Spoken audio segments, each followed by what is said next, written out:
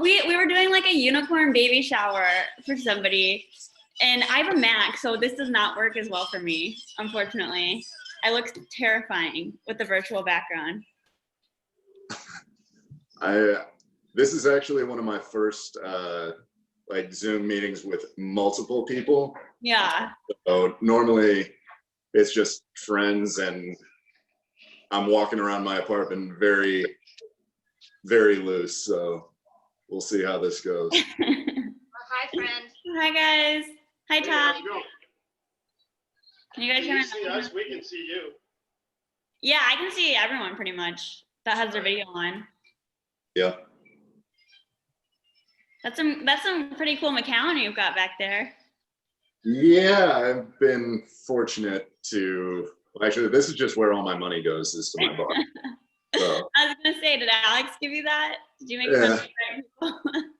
I mean, it's come in handy during quarantine to have Yeah. the selection I've got, but yeah, we actually had to move during the beginning of quarantine, and so that was a nightmare. But Oh my God. yeah, there were, I think, 22 boxes of booze made its way.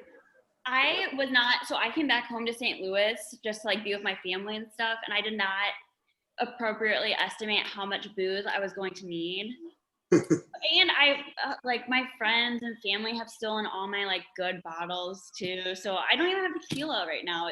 I'm drinking bourbon. Kind of a bummer. You should have Sri drop by your place. I know. I know. I'm doing a lot of favors for me though, so I'm gonna have to scratch his back here soon somehow. Do a favor for him soon. But I don't mind the bourbon. It just feels wrong today, you know. Well, I mean, the sombrero feels right though. So There's only one way I can get away with it. I'll actually see if I can get them to participate, but I have two tiny Pomeranians, both of which have their own sombreros, and so I'm gonna see if I can't get them some FaceTime as well, because that's just what this is all about, right? Oh yeah, no, I love that. I just got a puppy last week, so she's being dog babysat right now because she's a lot to handle right now. But I need to get her some costumes, some clothes. The amount, so I'm the stepdad for these, and when I met these puppies, they have more clothes than I do. I didn't fully understand it. Now I do, and I'm actually trying to get a custom suit made for the boy dog to match mine, and that'll be every professional headshot I ever do from now on if it happens. I love it. I appreciate it, but it's fun to torture them. I keep saying I don't know how people, all of you who have children, God bless you, because this Right. this dog is a lot more work than I thought it was going to be. I don't know how people get their work done, honestly. Yeah, dogs need a lot of attention. I have music on. So I'm not doing any physical fitness stuff here, right? No, whatever you I'm not doing push-ups or anything, right? I was like, Nope, whatever you feel we can let Piers handle that. Okay. Push-ups, please. Everything we do, we can do non-alcoholic, so it can be for low ABV. Yeah, we can. Yeah, I was gonna say and we'll wait till a bunch of people like join, give some people some more time. But I'm struggling here. What's funny is in my state, like I'm based in Chicago, but right now I'm in Missouri, and everything's open. Gyms are open again, but I don't want to do that. Like, you don't want to risk it, but I want to get a good workout. Like, at-home workouts. Yeah, it's been challenging, but honestly, I'm surprised at the quality of workouts I've been able to get just out of, I mean, I currently don't have too much else to do, and I bought a few pieces of equipment, but really, since it's a different type of exercise than I would have been doing in the gym, I've actually been able to feel it a little bit more than I thought I would. But yeah, it's rough out there. I try to buy stuff and everything's sold out. Yeah, I mean, fortunately, I got a couple resistance bands prior to everything shutting down, Yeah. and I ordered a dip station from Amazon, which is now out of stock. But try the app Let Go, as well as Heard of that.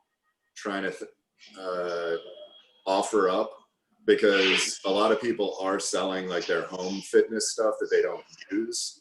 Yeah. But yeah, Amazon is like way back ordered right now. Insane. Insane. But there seems to be light at the end of the tunnel. Yeah. Maybe not in Chicago. Yeah, we'll see. It was like 70 degrees the other day, and I was going for one of my walks, and the parks were packed. So like, I'm hoping that there isn't another spike, but people are definitely stir crazy right now for sure. Yeah. I'm like driving to places that I normally would walk to. There's too many people outside. Yeah, I mean, I live right on the river right now, which has been great, but just seeing everything. I mean, one, I'm right near the Daily Center too, so I can hear all the protests when they happen. But I'm basically living along a jogging path where you've got like the stroller brigade, like walking 20 people just taking up all of Wacker. Like, there's buttery Chardonnay in their coffee mugs, and they're just like getting after it. So, I mean, no judgment. But. Yeah. No, one time I was running, right when I first moved to Chicago, I was running along Lakeshore Drive, and I had my headphones in so I couldn't hear anyone. And I like stopped to take a break and look at the lake, and this like huge homeless man came up behind me, picked me up and spun me around, and then like sat down next to me and put his arm around me. He was like all shirtless. I mean, it was just startling because I had my headphones in, but still, I'm afraid to go. I would lose my mind. I guess I look like I'm really easy to pick up or something, because I'm the only person who did it too, but I've been afraid to go back. That's crazy. Yeah, I mean, there are a few people, as I mentioned, I did have to move during this. So fortunately I had a couple friends that had already been quarantining for a few weeks that were able to help me move. But yeah, if I don't live with you right now, I'm like keeping away. Anybody that sneezes, I run away from. So that's my cardio. But man, allergies have been really bad for me this year. I've been sneezing and just like, I mean, it's just really been bad this year. Same. And it's a really awkward time to have allergies. Right? I know, because then you start freaking, oh my God, am I sick? Am I like, Yeah, it's bad. The other thing, like when I get out of the grocery store, like I've got one of the N95 masks, but it's just so hot under there that when I get out of the grocery store, I'm usually like my nose is running or something, and I'm wondering what people think I look like on the street. I'm like, I swear, not sick. Yeah, like just grocery shopping. Totally. Okay, well, I guess we'll go ahead and get started. It's past 4, and let people just trickle on in and out as they please. But first of all, hola everyone. Happy Cinco de Mayo, even though it's not the same Cinco that we've been used to in years past. And who was that? Tommy, was that you that said how unfortunate it is that Cinco de Mayo is falling on Taco Tuesday, and it's being ruined by a virus named after a Mexican beer. Very, very ironic. The irony is crazy with that. It really is. We are being punished for something. But we're going to celebrate still, even if it's from the comfort of our own homes. And we have 2 Chicago legends here to kind of help us through it. Both experts in their own rights, in their own fields. And I'm excited to introduce them to you guys. I'm going to go ahead and start with Mr. Todd Apple. Hello, how are you today? Hey, how's it going, Megan? I'm glad to be here. Thank you for asking me to make some drinks for everybody. Thank you for coming on. So for those of you who don't know, Todd he makes his own cordials, custom cordials and syrups, very well known in Chicago. being just the highest quality luxury, mixers and cordials for your cocktails. And like you said, it doesn't have to be a high proof cocktail. You can make it low ABV if you want to. That's not how I'm rolling today on this Cinco de Mayo, but to each their own. So I'm going to hand it off to you, Todd, if you want to kind of introduce yourself, tell us your background, where you from, how'd you get into this? Well, for those of you who don't know me, my name is Todd Apple. I've been tending bar now for about 18 years in Chicago. Before that, I was on the trading floor of the Chicago Board of Trade, and I was doing that crazy world for about 15 years. And I walked out of there with my hands in my pocket and said, I'm going to be a bartender. So I wanted to be a really good one. I didn't want to just, make money and then just burn myself out. So I made it a career, and I wanted it to be a craft. I wanted to respect it because I wanted to respect myself and all of that. So I've been doing that now for quite a long time, tending bar behind the bar at places. But the whole time that I've been doing it, I love being in the kitchen. I like making things. I like cooking. And that was immediately part of like being behind the bars, making things to go into drinks, whether it's simple syrup or, compound cans of simple syrups, whether you make a vanilla or a cinnamon kind of syrup, or you make shrubs with vinegar or citrus cordials, like a lime cordial. It'd be like a homemade Rose's lime juice, but with real lime juice and real cane sugar, and it's a real thing. So I've been developing recipes for at least the last 12 years, I think. I came up with some ideas, and I've just been working on them. And I would always bring those things with me to the bar to make drinks, to make either shots or cocktails. Like, I'd make lemon cordial so I could make lemon drop martinis at the club, right?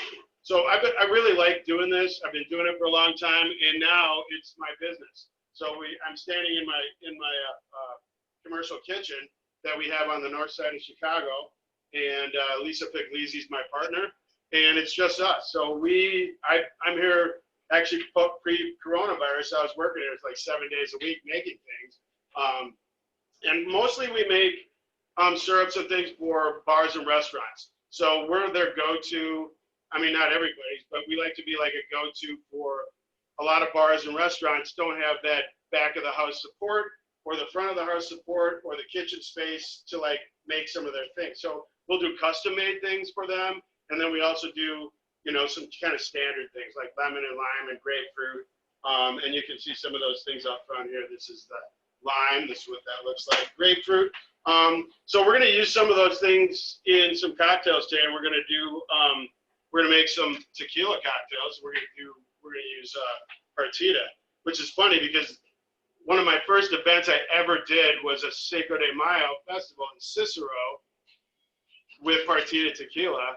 And we made thousands of margaritas, and this was like, baptism by fire kind of thing.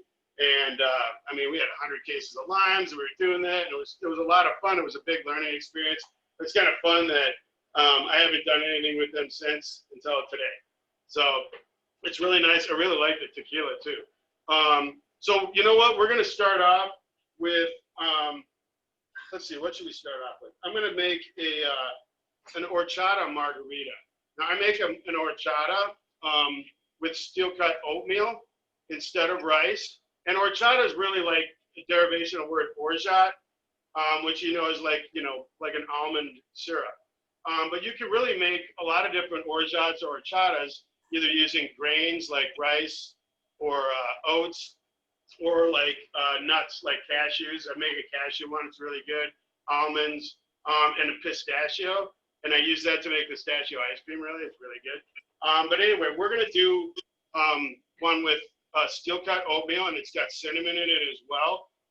It's really delicious. It gives you a creamy texture without having any dairy in it. And there's none of that wheat gluten or anything in there as well. So it's also got sugar, and so it's got sugar in it. And this is kind of concentrated. So if you're going to drink it non-alcoholic, you would want to add a little water, maybe squeeze a lime, shake it up, put it in tall glasses if that's cool. But we're going to make it with tequila today.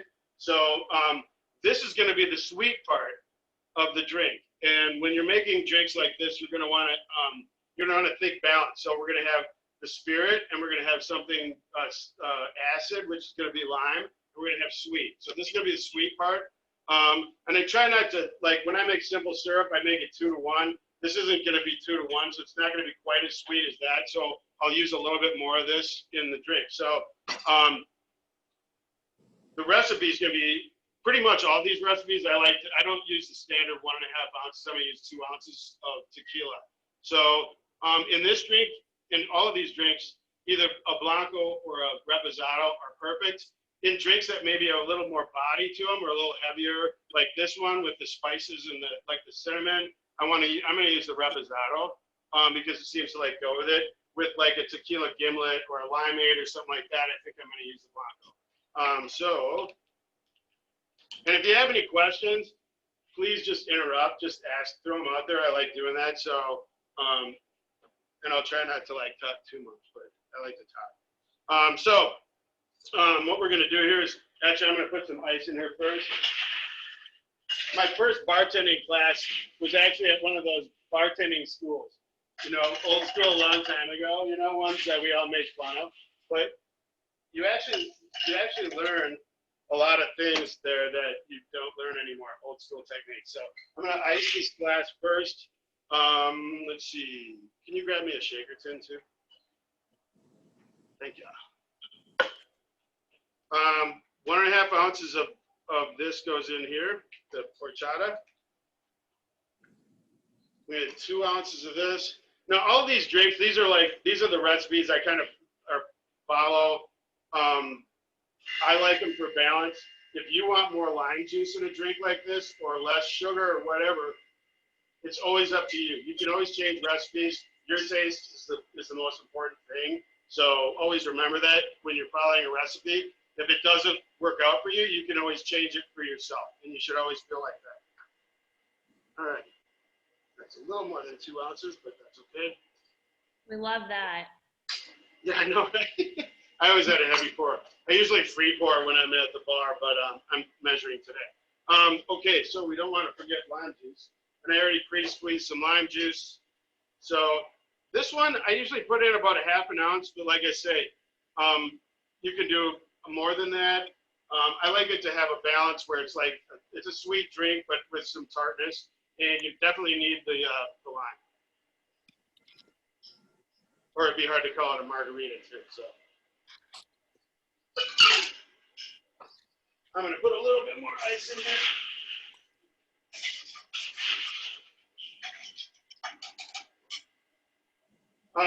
I'm gonna do this on the rocks in a rocks glass.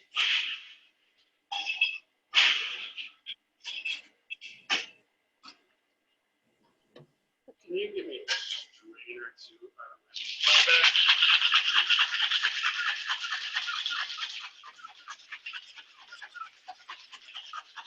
This one I like to shake really hard. I want a lot of ice melt, and I want like little piece of ice stuff in there too. Here, I'll get it. I know it.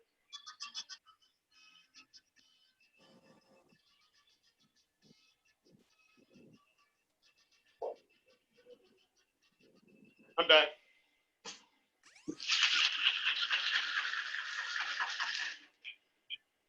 Just called 911 on my phone. Okay. Now, anybody that wants a recipe or anything can please, reach out and ask.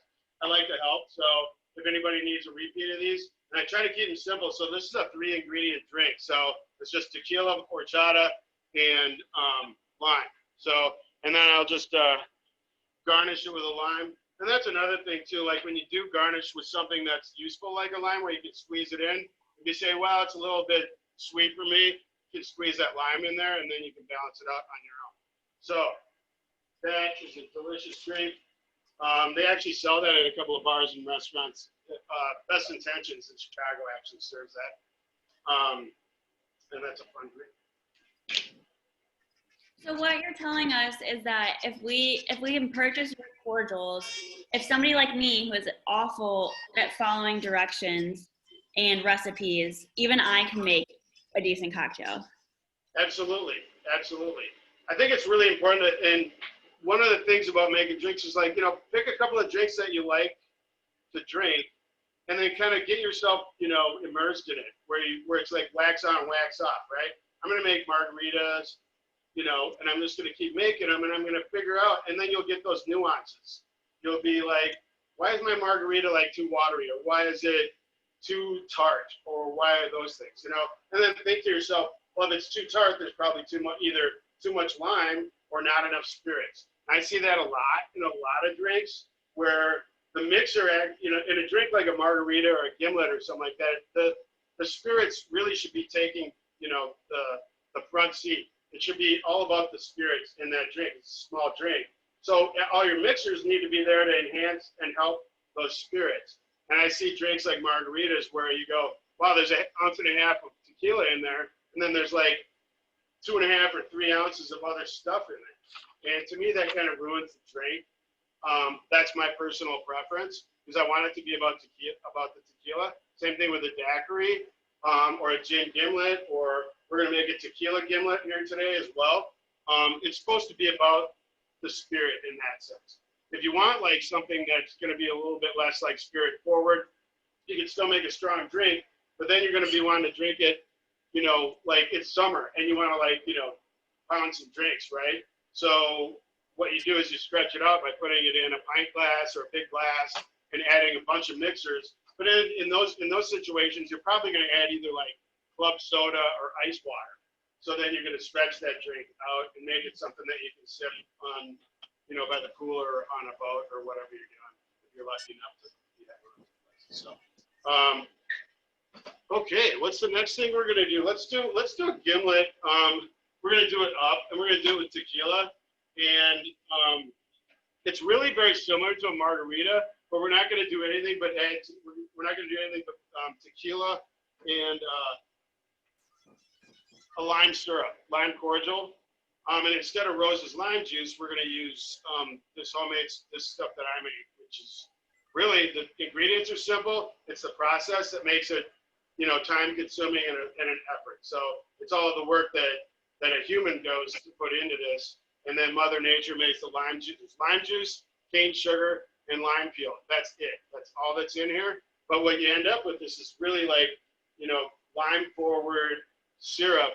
And it's also really concentrated too, because there's no water in this. This is all juice and sugar and lime. So you're going to get the water and you're going to get all that stuff from the ice melt and from the spirits. And when you shake that all up in a glass, this is going to kind of expand.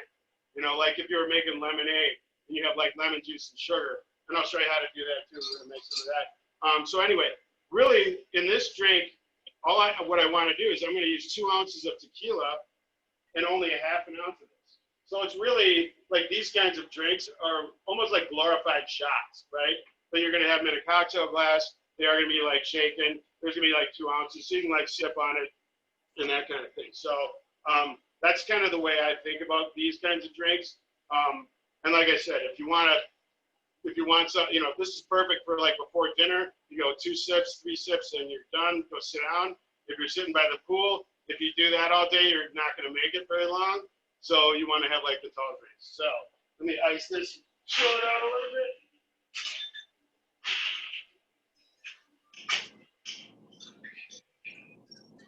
Is Lisa your assist back there?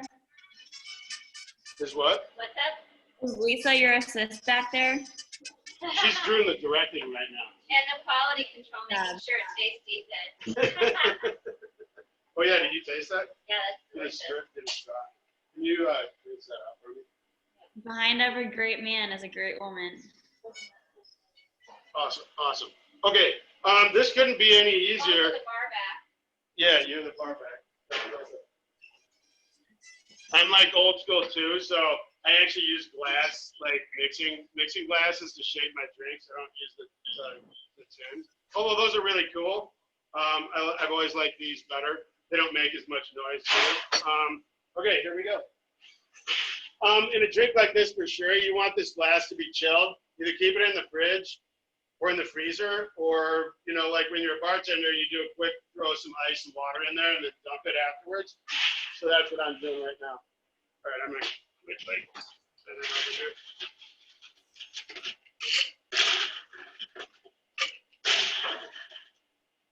This is also a drink for me. You can shake this one like crazy, but since there's there's enough spirits in it, it's also a drink that you can stir. So either way, this is kind of one of those ones that can go either way. Like I wouldn't shake a martini or a Manhattan.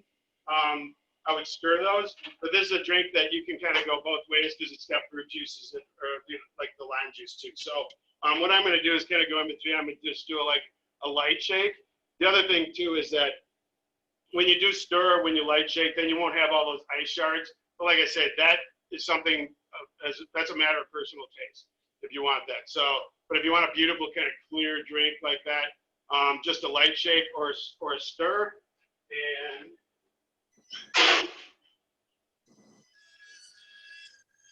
here we go. When I'm measuring out things like this too, I like to put in I'm not going to put the spirits in, and not because it's more expensive, but because there's a little residual left in the cup. So I'll just measure. I'm going to measure a half an ounce of lime. I'm going to put that in there, and there's like a little bit of lime in there, right? So I'm going to rinse that out with the tequila, and then it all goes in your shaker.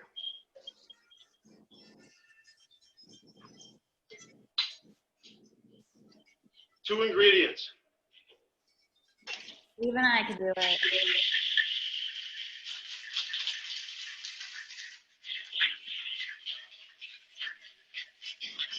Essentially doing, if you just tumble it like this, you're getting that agitation and melt, and chilling it really right away, without having to shake the hell out of it. So I'll stop saying that. That's it. Now this drink is awesome just on the rocks as well. I like to do that, especially if you just kind of want to sip on a drink. If you're just going to have one drink, it's really nice to serve something like this up, I think. But you don't want to sit holding this for 20 minutes as it gets warm. It's kind of gross. It's kind of so if you think you're going to sip on it for a little while, I love drinking these things on the rocks. Daiquiris as well, same kind of thing. So, but this is nice, and you can garnish that. It isn't necessary to garnish this, I don't think. It looks beautiful. I like garnishes that are kind of functional, like part of the drink, but that looks really nice. But you can throw that in there if you want.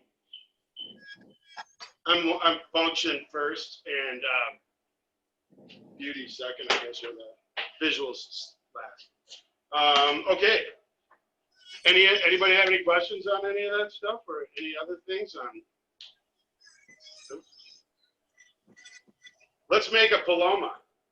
You guys know what palomas are? Yes. Oh, yeah. Okay, a paloma's basically tequila and squirt, right? Or if you're fancy, maybe fresca, Jarritos, grapefruit. But really, it's just a grapefruit soda and tequila. The grapefruit sodas can be a little bit sweet, so it's nice to always throw a lime in there. But luckily, I make a grapefruit cordial, and this is really a grapefruit syrup. And I make it in a similar manner as the lime. In fact, there's lime in here because grapefruit is a lot sweeter than lime.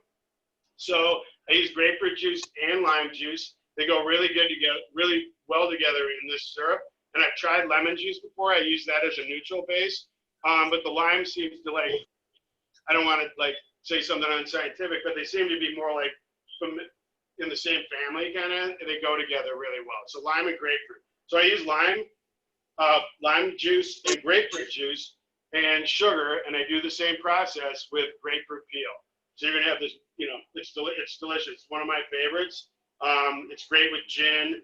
It's great with, rum. You can do kind of, Papa Doble kind of Gimlet or daiquiris with that. But anyway, we're gonna do a paloma, and we're gonna basically with this, since you can't drink it straight like this because it's so concentrated, we're gonna mix it with club soda.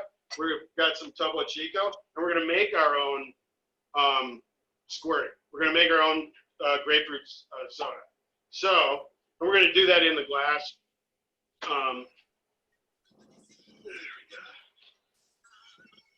if I make it through this without spilling anything. I'm going to show you another technique that I like, and that is, first of all, I like soda in a glass bottle, whether it's a small bottle or a big bottle. It holds its carbonation better. The other thing is that I want my soda chilled as well. It holds its carbonation better. It doesn't foam up. It also, when you pour something warm in a glass with ice, it melts the ice, right, and it floats all the way to the top. It looks terrible, right? So that's a bad visual. Plus, it melts it right away and it waters down your drink. So you really want it to be like fizzy and carbonated. I mean, you order. There's nothing worse than getting a gin and tonic that's got flat tonic in it, right? I mean, at least that's what I think. I hate that. So what we're gonna do is everything that's going in this glass is gonna be chilled. Can you rinse that off for me? Thanks. I'll grab this other one. Oh, good. Thank you.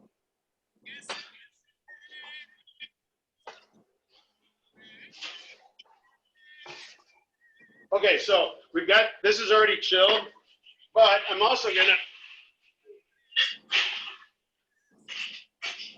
chill the grapefruit cordial and the partita reposado. And I am gonna use reposado in this. So this one, since it's a tall drink, since it's a big drink, I usually make this in a 16-ounce glass because I use 2 ounces of tequila.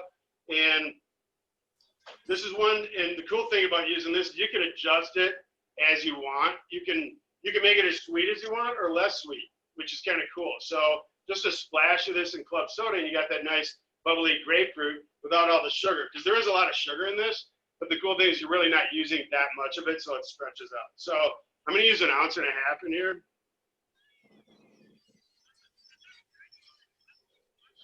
Put that in there. 2 ounces of the reposado. I have a couple bar gigs I do every once in a while, and people just love this drink. They go nuts over it. Now, I'm not going to do anything really with this except for I'm just going to chill it like this. I'm just going to swirl it around like this. And then I've got a bunch of like crazy things, right? Another thing is like, I don't like to have, like sometimes you get a drink, you pour everything and it's at the bottom, right? And then you have to stir it up. I'll just put in a little bit of soda, and then I'll put this in. Then I'll finish it and top it with more soda. That way it's already mixed for the most part. You don't have to get in there and go, mix or drink it, and then at the bottom with your straw, if you're drinking it like that, or whatever, it's all concentrated at the bottom. So, but if you want, you can still do a quick, up like that with a straw or with a spoon like this. Works great. I also like to do, now this you can garnish with I like to do like a lime and a grapefruit peel. Here's a grapefruit. So I'm just going to take a little piece of grapefruit peel and express that and put that in there. And oh my God, that's delicious. I mean, it smells delicious.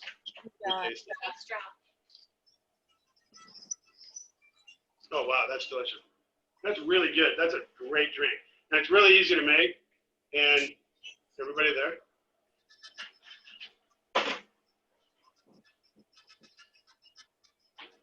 That's the Paloma. What do you think, Lisa? I wish all the friends were here drinking these. I know. These kind of drinks like this are kind of cool actually, because you can like pre-make it. You can just mix a bunch of grapefruit and or lime or whatever and tequila, and then keep it in a little pitcher, and then just pour them in as you go, and kind of pre-make it. So, what's the next one we're gonna do? We're gonna do something. Let's make a tall drink. I want to show you how to make limeade real quick. This is limeade. I mean, it's so basic, but a lot of people don't seem to, I guess, understand kind of like what limeade and lemonade really are. And I'll make that stuff on the fly a lot when I'm making a drink that's like bourbon and lemonade, right? Somebody asks for bourbon and lemonade, I go, well, I don't have any lemonade. But you do if you have lemon juice and sugar and water.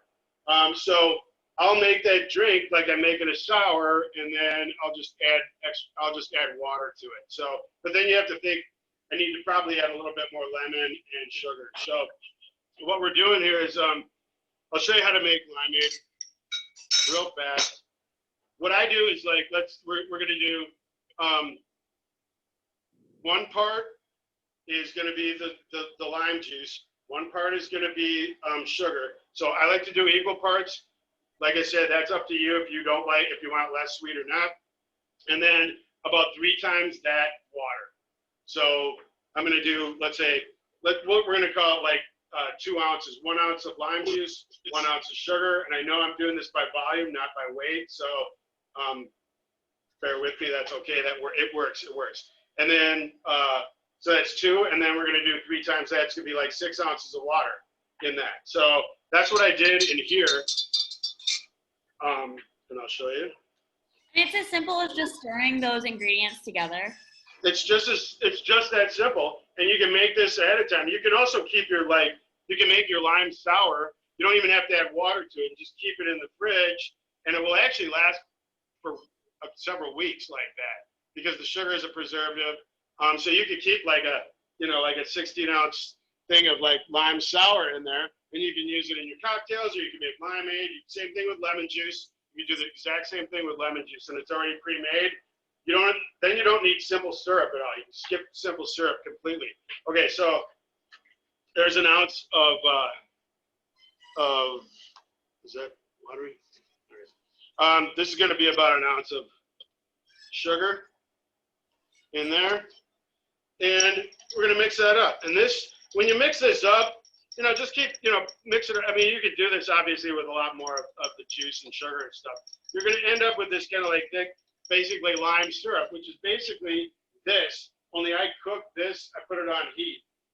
And I do a couple of other things too. But this is just like straight up raw. This is also old school.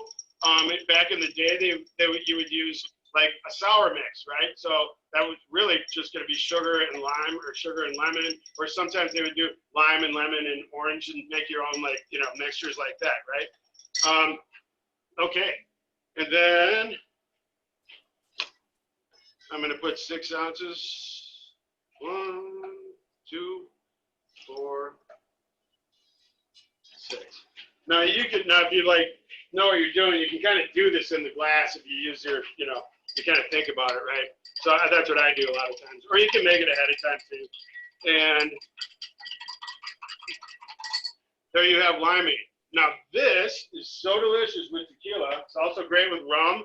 It's also great with vodka. If that's your deal. Can I get another tall glass, please? And this couldn't be easier. I mean, that's the hardest part. It's already done. All we're going to do is mix them together on ice, and you're good to go. There's no shaking. There's no more stirring or anything like that. I'll just make it in this pint glass. Oh, you got one? No, just like this. You can use Reposado. Personally, I kind of like the Blanco because it's young, unaged. The lime juice is fresh. All this stuff is fresh. It's summery. But Reposado will be fine. I'm going to use Blanco in this.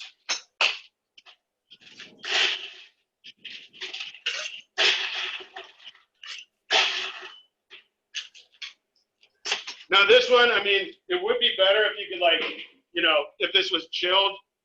If it's not, I'm not so worried. You've got a lot of ice and all in here, so that's okay too. I think we're gonna be fine. But ideally, you can make this chilled.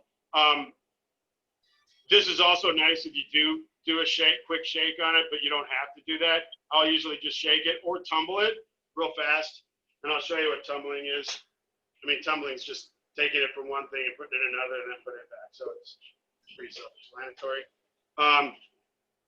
I like to build things in the glass, so I'm going to do this. So we will, since there's no soda or anything like that, where we don't have to lose the effervescence, I'm going to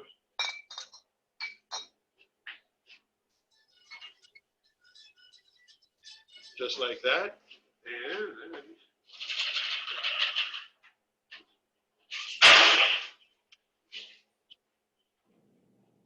tumbling, you don't have to shake. I usually just do that, one of these to do a quick mix, just like that. If you need another piece of ice after it melts just a little bit,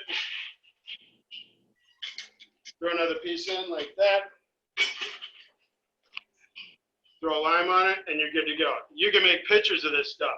It's also great if you like made a limeade like this, throw a little fresh grapefruit juice in there. I mean, there's so many different ways you can play around with this.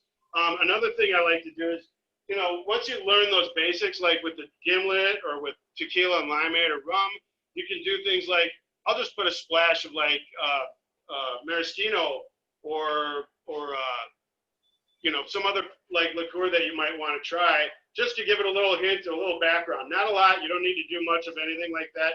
You can just, you know, put it just a splash in there.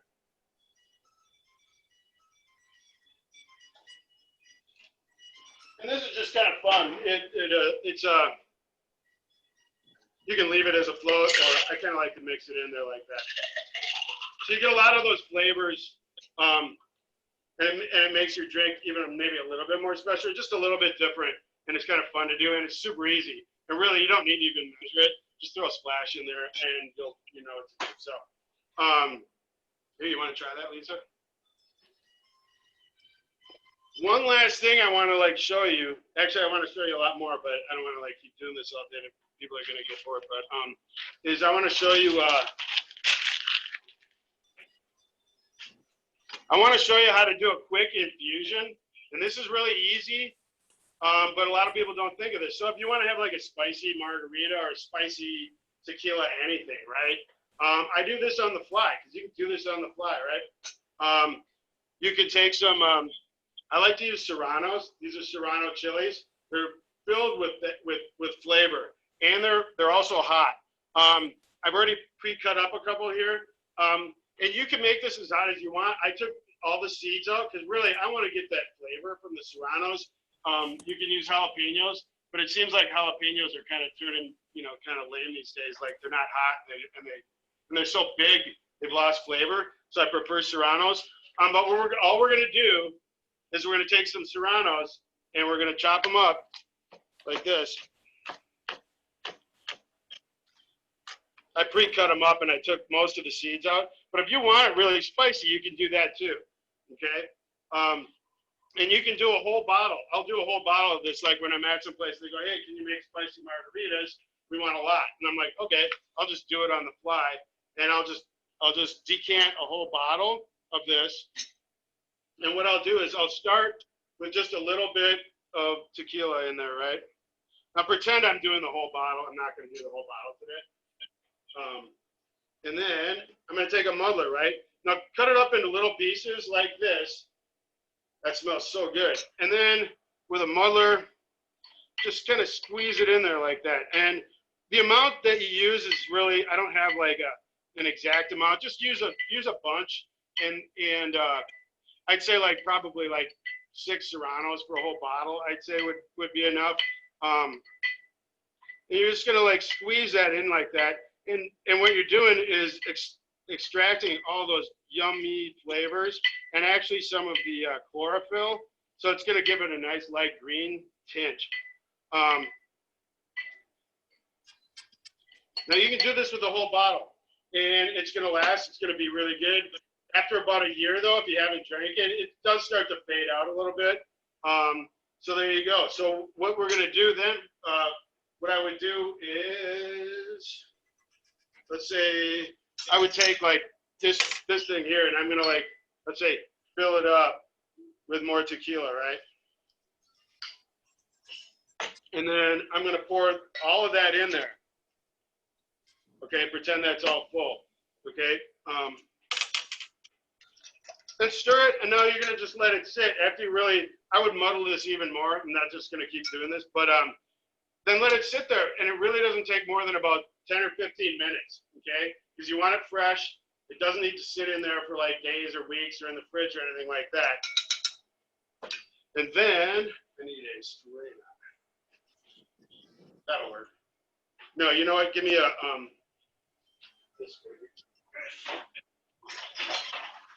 Okay. Get a strainer like this, and there shouldn't be little pieces in there. So this is why you don't want to throw it in a blender or anything like that, because you don't want little pieces floating around. Then you're just gonna like strain it out like that. Okay.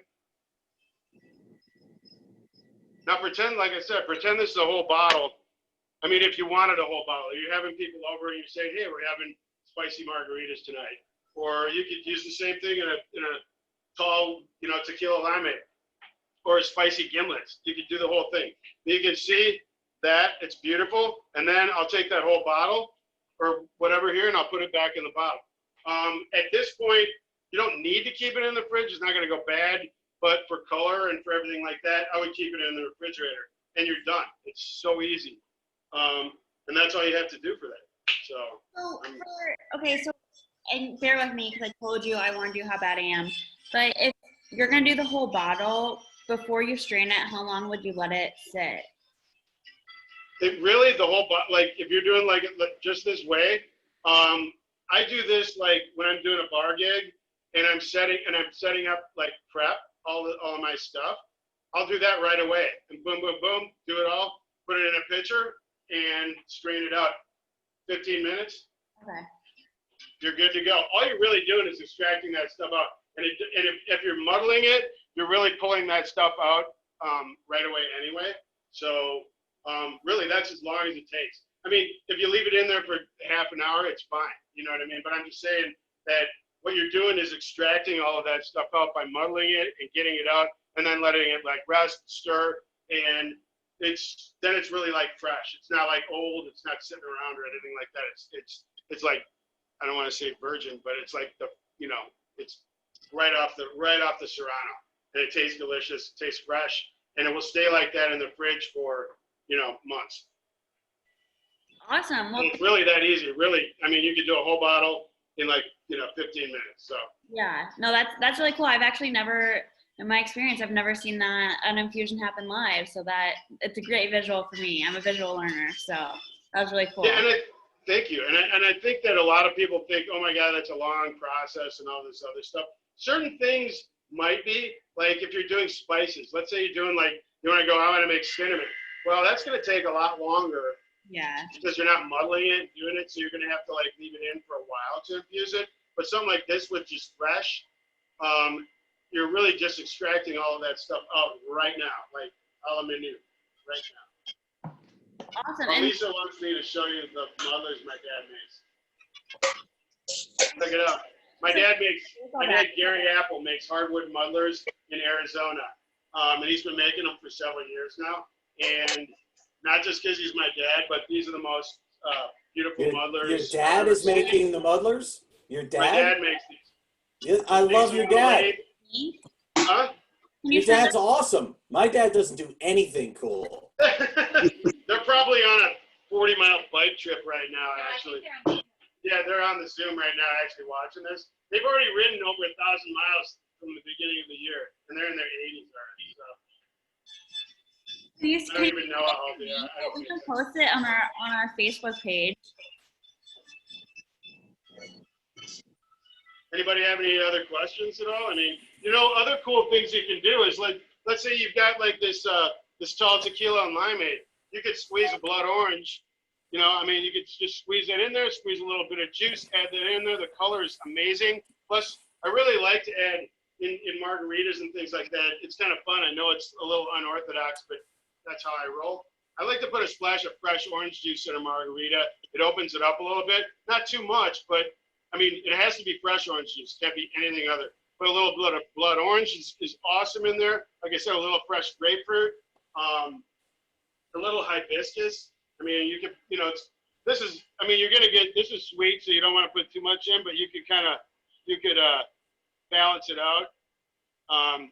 You always have to remember how many sweet things you're putting in versus how many sour and everything else things you're putting in, right? So if I'm gonna put in a bunch of this, I need to make sure that I either balance it with a little more lime juice or with less something else. So then you can see how that's kind of like a grenadine.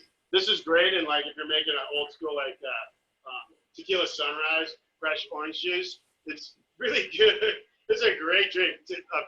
Like an old school tequila sunrise with a little bit of hibiscus, a lot of tequila and fresh orange juice. Oh my God, you can drink that all day long. Todd, you kind of you're teaching the same way that I like to cook, which is, hey, you know what? I'm in the mood for a little bit of this. Today I'm going to do a little bit of that and have a good time with it, and see what happens.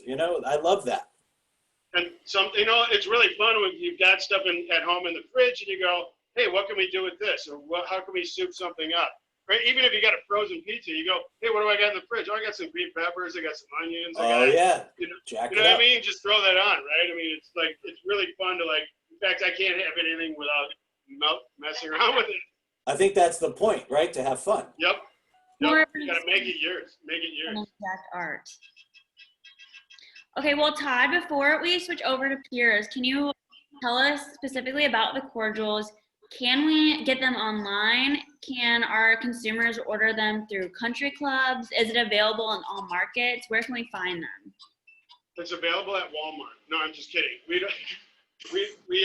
We actually, I mean, we're really small right now. We hope to be, ramping up and doing another version of what we do here in a place where we can make larger quantities and sell more retail.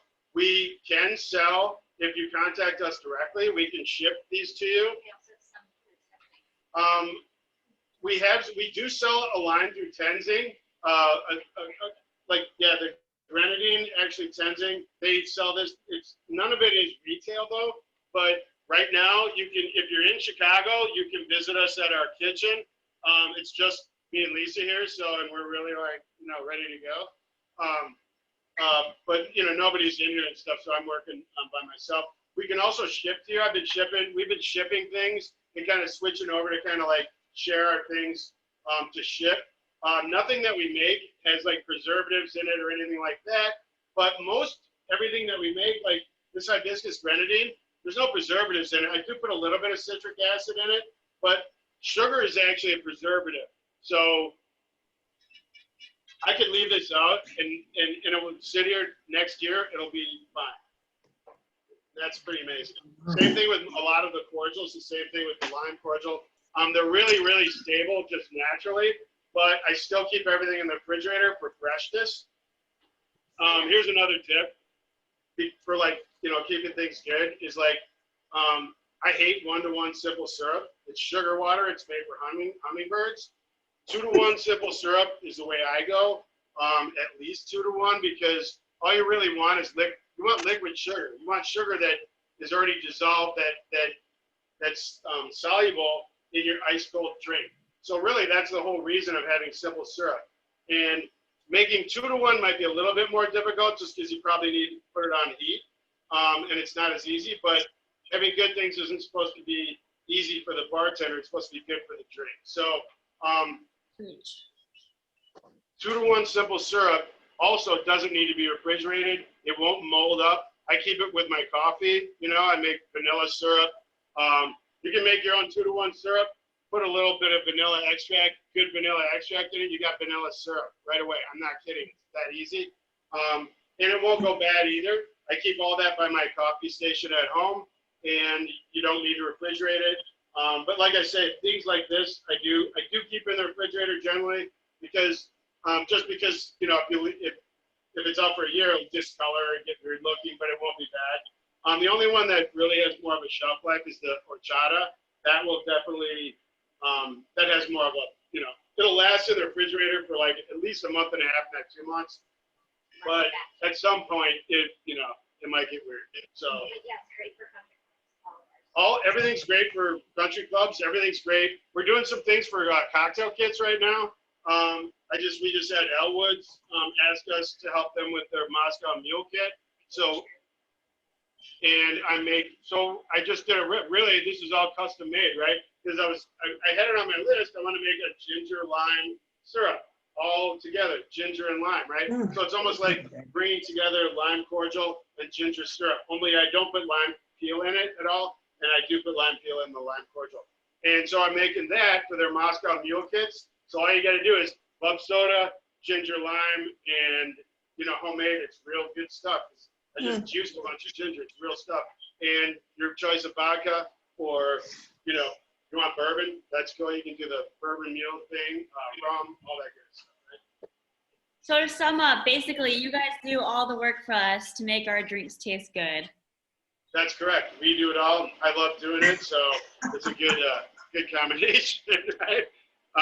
But I love doing this, and right, it really makes it a lot easier. And a lot of these, the ingredients couldn't be more simple, but it's the process that's involved that, you know, some of these things, you know, might take, you know, up to 2 days or 3 days to make. I can push it, you know, but I think one of the most important ingredients in all good food and things like that is actually the thing that's not listed, and that is the time that it takes to like maybe make it, that's not listed, you know, or the attention or what you're doing to put into that drink. Or your food, you know, slow cooking. You know, you can't rush certain things in the oven, you know, whether you have a sous vide or not. You know, so. I think that's part of the reason I think that I'm so bad at this stuff, because I'm a millennial, so you know our attention span is not that long. I'm a born again millennial. I'm a boomer millennial. Are you kidding me? I had no attention span at all. It takes a lot, and once you get it focused, though, you're like on it, right? So I'm gonna switch over, and you guys, if you have questions, please drop them in the comments, and I'll try to read them out loud.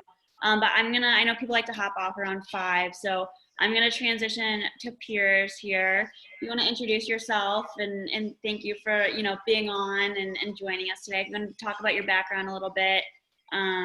We'd love to hear from you. Hey, sure. everybody. Hey, Piers. Hi, everyone. I'm Piers Smyth. I'm the Director of Restaurants and Beverage for the Wit Hotel. So I just wanted to come on, talk a little bit about tequila, but also how we can all kind of stay active, stay sane during quarantine. I know that exercise is a big outlet for so many people, and now with gyms all being closed, people are left like not knowing what to do. If you're working from home, it's easy to get complacent. So I don't pretend to be an expert on the topic. I was a personal trainer at one point. I was an architect. I was any number of things, but I was a competitive boxer for many years. So I've always been involved in fitness and staying active. And so basically, I just wanted to share a few things because I've heard from a lot of people that they're getting into that quarantine rut, and it's just difficult to be involved. So 3 main things that you want to look at are, 1, what equipment, if any, do you have available? 2, like, do you have a routine set in place already, or are you just kind of lost in that area? And then how are you keeping track of it all?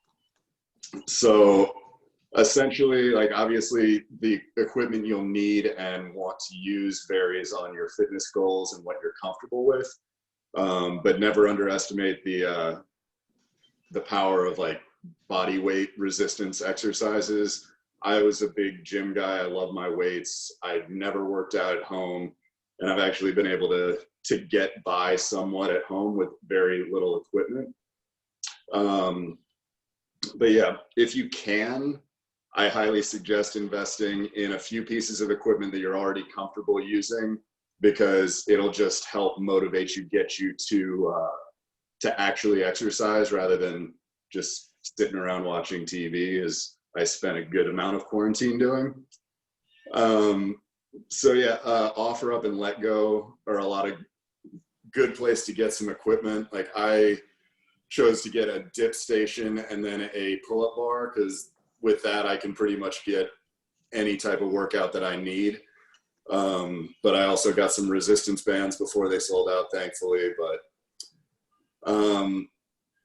yeah, the other thing that I've done now, which I didn't do before, is I downloaded a running app, just to track not so much my runs, but it's more to gauge what my caloric output is, because I force myself to get out of the house, do my social distancing walk, and then it'll tell me what I've burned, which for me as a food and beverage director, love food, love drinks.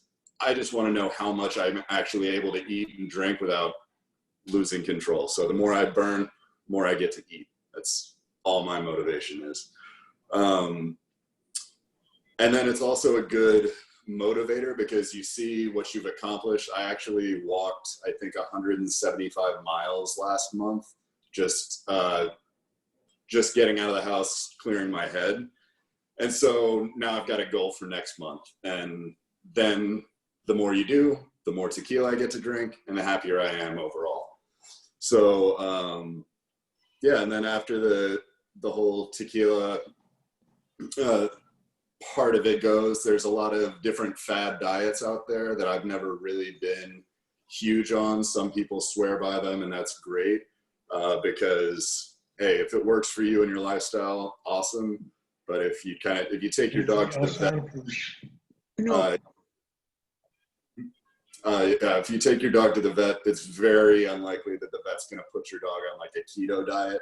So I've never really gotten behind it. It's just the more you work, the more you get to eat. And if you're going to be inactive, then I have a dog, really quick, sorry not to interrupt, but I can confirm that because I went to the vet today and our dog, he wants her to lose a quarter of her body weight and he did not put her on a keto diet. So yeah, we recently went through something similar.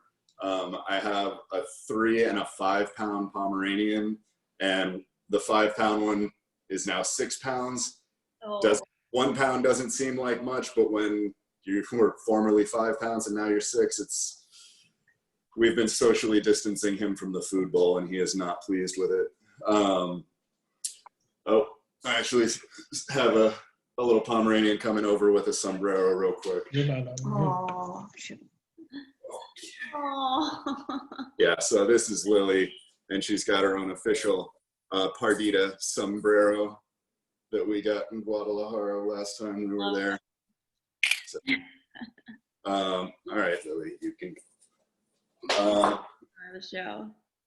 So yeah, as far as alcohol comes into the whole like staying fit, like getting your goals thing, obviously we know that it's best in moderation, but one of the things that helped me understand more how to adjust my diet based on what I was eating or drinking is how your body actually processes the alcohol and how that affects the other things that you've eaten.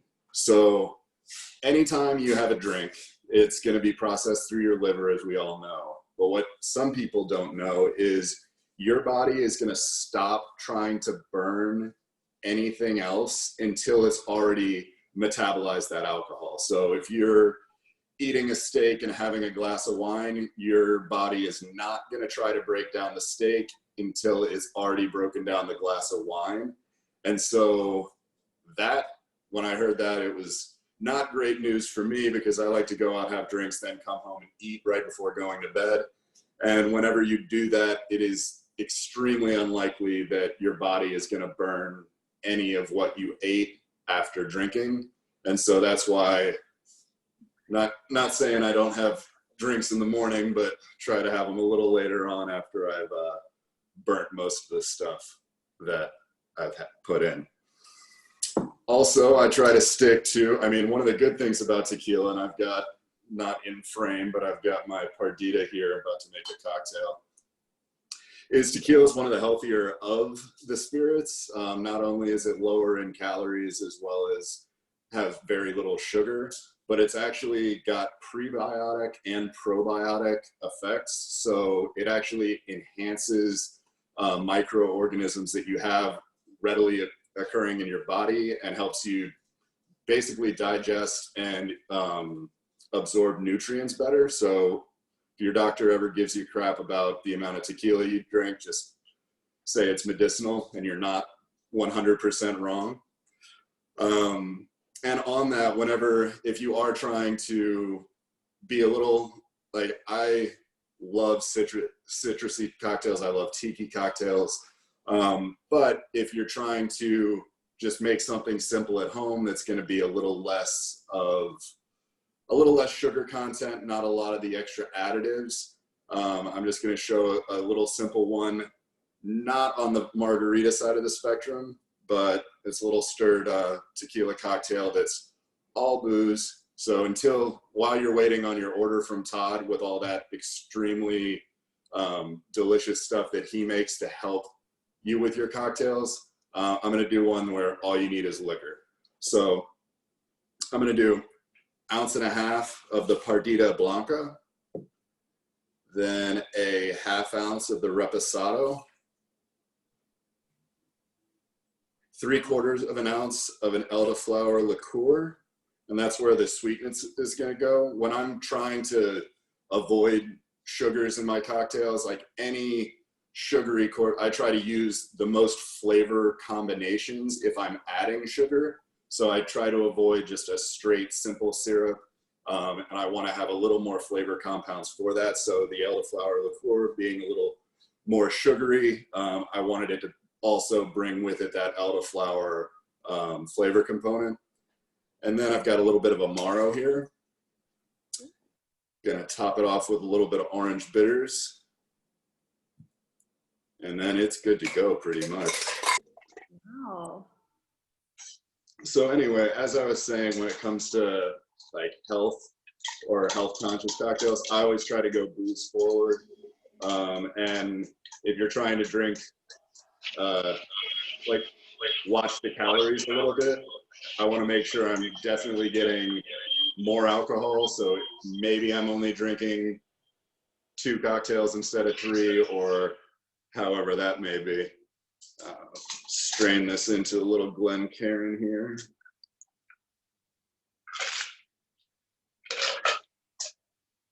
And then never underestimate the amount of citrus notes you get from an expression if you don't have all your fresh juices in, huh? Wow. The tequila mockingbird is what you get. Salud. That looks amazing. First drink of the day. I got there. Yeah. I guess as it pertains to staying fit or staying healthy during quarantine, or tequila, or any other questions, happy to answer anything that they've got out there. If anyone has any. Yeah, if you guys have questions, feel free to drop them in the comments. I'll start. Being in the industry, where do you fit your workouts in during the week? Like what days, what times? So I am currently furloughed, so I can do anything, anytime. But I actually used to force myself. I'd have about 2 hours of emails every morning when I wake up. It's the pleasures of working in the corporate hotel world of food and beverage. So I would force myself to go to the gym, and I would do 2 hours of, well, not 2 hours. I'd do an hour on the elliptical to just do emails. And then I would work out after that. If you work out early before you've eaten anything, you're starting out at a caloric deficit, which is going to make you burn more fat. So you think you wake up, eat breakfast, and go to the gym, you're going to be burning off your breakfast. You wake up, go to the gym, and then return and eat breakfast. You basically starting from a negative rather than adding calories to the day. And so I always try to get the workout in earlier rather than later. Also, because I work in hotels and in food and beverage, you never know. It's like, you're not clocking out at 5. You could have to stay an hour late. You could have to stay 4 hours late. And since the gym is what I did for my own sanity and like stress relief, if it's later in the day and I start having to stay late and it's looking like I'm not going to get to go to the gym that day, that's when I start to be a little cranky. So even if you're like tired and not a morning person, and you feel like you're not working out as hard, it's still good to work out in the morning. Well, I mean, whatever's best for you. The biggest thing that you can do when it comes to staying healthy is finding a routine that you enjoy, because that's what makes, like, it takes the chore out of working out. I really enjoy it. But if you're trying to force yourself into doing something that you don't want to do, no need to wake up early if you're not a morning person anyway. A lot of times I try to get creative in the things, like when I was bogged down with emails, like if you've got like long conference calls that are a little informal and things like that you can do while you're just like taking a walk or like being active, I severely underestimated the amount of calories that walking actually burns. Because as I mentioned, over the last month in quarantine, I've walked like 175 miles. I had I'm not able to run right now. So I've just literally normal pace walking, and it burns a ton of calories. So if there's any way you can do multitasking just in the same sense of the standing desk, just being on your feet and moving around, because I noticed when I wasn't doing that and it was quarantine, I just had no motivation to do anything else. It was just like Law and Order, Forensic Files, and nothing productive, just watching murder shows with my Pomeranians. Yeah. So. No, that's smart. Especially now we're on video calls pretty much all day long. So, I mean, Yeah. I've never thought about that. I could definitely be outside walking. And is there a recommended, like, that you would recommend a time or amount of workouts per week that we should be getting in, or should it be something, at least a little bit of something every single day? So it all depends on what your goals are, but ultimately, like, I tend to go to overdo it, or I did. But five days a week is great. You do want to let your body recover in between workouts, but a lot of that is going to be beneficial in the type of workouts that you do. For example, I do more bodybuilding type exercises now, so I pair muscle groups. So I'll do chest and triceps together, back and biceps, then shoulders, and legs. And so I could actually just keep rotating, and my body would probably have enough time to recover. But if you don't want to work the same thing every day, because the muscle building process is actually that when you're exercising, you're breaking down the muscle, and then when it heals stronger.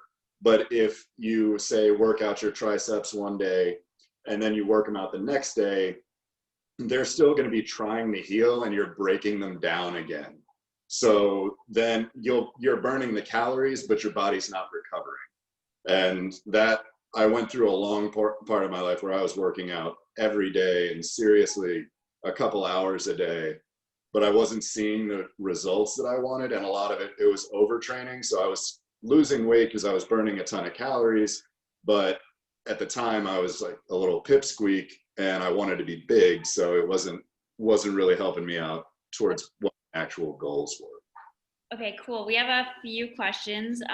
Do you ever find it hard to sleep after working out at night or the end of the day?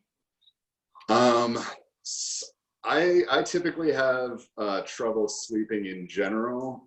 So though it's not the best, that's where a couple of these tend to come into my night. But I have some friends that have heard great things about using some melatonin to help get to sleep. Something that I swore by. Still am a workaholic, and I would usually get no more than 3 or so hours of sleep at some point. And there's a supplement called ZMA. It's zinc, magnesium, and B vitamins. It's all natural. And what it does if you take it before you go to bed, it helps you get to REM sleep faster. So REM sleep is where you get like the most restfulness. Like you can sleep for 8 hours, but if only one of those hours was like in the REM cycle, you're still going to wake up tired. And whereas when I was taking ZMA, which fortunately I don't have as many problems sleeping now because I'm in my apartment all day and stress is relatively low, but ZMA will help you get to REM sleep faster, and then you'll wake up a lot more restful. So I got a question. I got a text. ZNA or ZMA? M as in mother. Okay, cool. I'll grab a bottle. I think I've got one. I'll show you.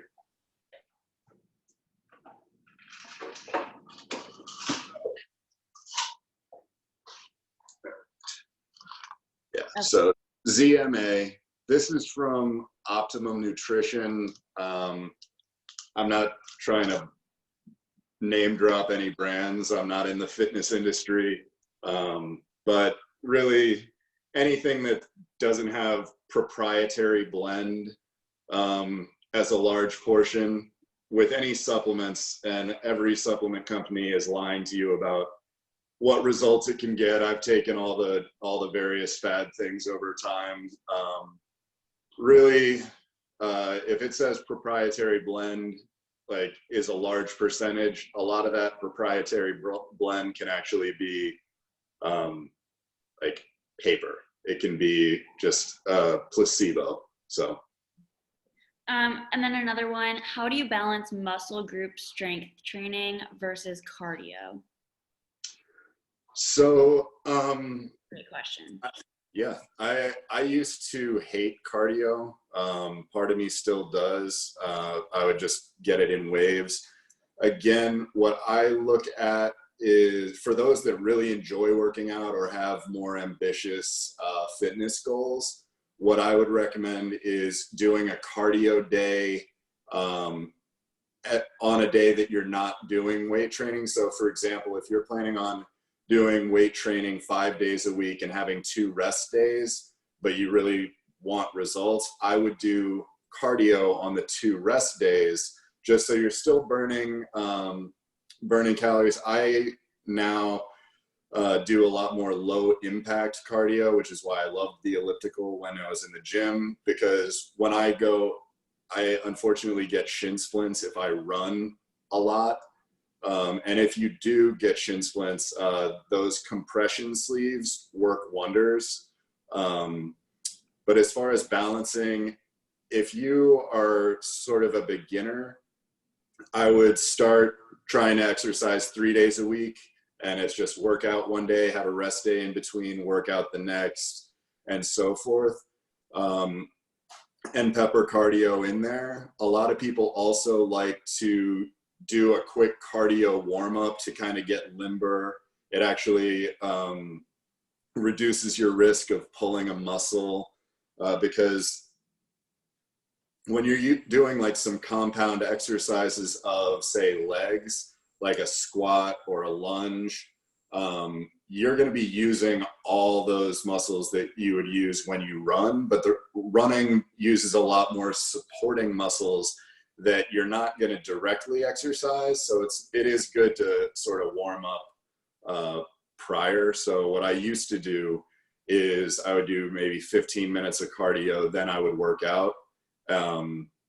And it would just be sort of a lead up into more physical work rather than a full cardio session. It's totally safe to run, like even if you want to run a little bit longer of a distance, like a few miles, and then come back and do some weightlifting, that's fine. Yeah. A lot of people, like, one of the things out there, and I'm not trying to say that my way is better than anything that you've heard. I do encourage people to watch, like, also right now there are a lot of gyms and companies that are streaming workouts with personal trainers. They're in the same boat as the food and beverage industry right now for the most part. They've been forced to close. I just saw that it was a tweet that Gold's Gym, which is a huge corporation, they've filed for bankruptcy. So a lot of these gyms are teaching classes online or streaming, and they're free. Others you still need to pay for, but if it's possible, if you are a novice, there is a ton of information out there, and some ready and more qualified people than me willing to answer all the questions. But you can also always email me. Well, thank you for your expertise. I mean, you're definitely more of an expert, I think, than any of us here. So it's always great to learn. And I loved that drink. Do you have a Venmo link that you can share with us for anybody who wants to send you a tip? If you want to write it in the comments too, I can't put it in there, but if you want to, that would be sure. great. and just so everyone's aware, like I don't expect anyone to tip. If you do, I am going to be putting all of the tip towards displaced hospitality workers from COVID-19. I know that I personally had an amazing bar and restaurant team that we can't wait to serve you guys again. But in the meantime, I know that they're doing anything that they can to get by. So I will comment a Venmo link. But again, don't feel obligated, and look out for yourselves during these tough times. Well, thank you. And I think we all very, very much miss being together. And, obviously these virtual happy hours aren't quite the same, but we're all doing the best that we can. And we just got to keep powering through and stay safe so that one day, hopefully pretty soon, we can all get back together again and we can all share drinks together, not just online in different spaces. But thank you to both of my special guests, Mr. Todd Apple and Piers Smyth. If anyone has any more questions, please let me know. I can always follow up with them. But other than that, I would like to say thank you to all the viewers. Viva la Mexico, viva la Cinco de Mayo, viva la Partida, and especially thanks to you two. So happy Cinco de Mayo, everyone. Have a good one, everyone.